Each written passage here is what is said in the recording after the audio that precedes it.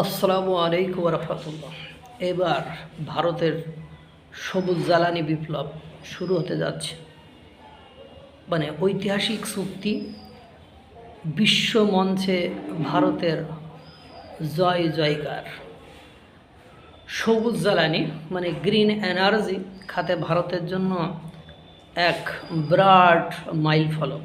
জাপানের বিখ্যাত chemical company Mitsubishi gas কেমিক্যালের সাথে প্রায় $1 বিলিয়ন 8,300+ কোটি টাকা একটি ব্রাড চুক্তি স্বাক্ষর করল ভারতীয় প্রতিষ্ঠান এসিএমই মানে একমি গ্রুপ আর কি, যেটাকে বলা হয়। এখানে কি সরবরাহ করা হবে? এখানে প্রতি বছর 1,00,000 টন পরিবেশ বান্ধব গ্রিন মেথানল সরবরাহ করা হবে। 1,00,000 টন পরিবেশ বান্ধব গ্রিন মেথানল।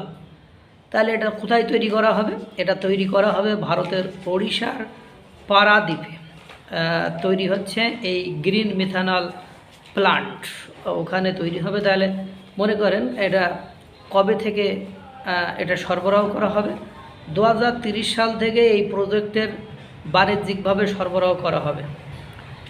এটি ভারতের প্রথম আন্তর্জাতিক গ্রিন মেরিন ফুয়েল রপ্তানি চুক্তি। মানে ভারতের প্রথম আন্তর্জাতিক গ্রিন মেরিন ফুয়েল রপ্তানি চুক্তি। এর আগে আন্তর্জাতিকভাবে এই চুক্তি হয়নি।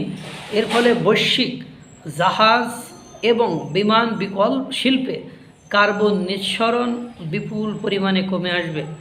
মোদী সরকারের ন্যাশনাল গ্রিন হাইড্রোজেন মিশন এর অধীনে এই চুক্তি ভারতকে বিশ্ব দরবারে ক্লিন এনার্জির নতুন হাব হিসেবে প্রতিষ্ঠিত করবে। দেখেন কোথা থেকে কোথায় যায় ভারত।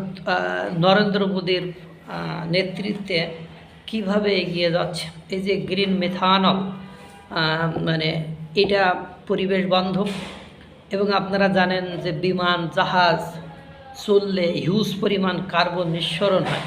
এই কার্বন নিঃসরণকে ঠেকাইতে বা এই কার্বন নিঃসরণ বন্ধ করার ক্ষেত্রে যে দেশগুলো গুরুত্বপূর্ণ ভূমিকা পালন করবে তার মধ্যে অন্যতম একটি দেশ হলো ভারত।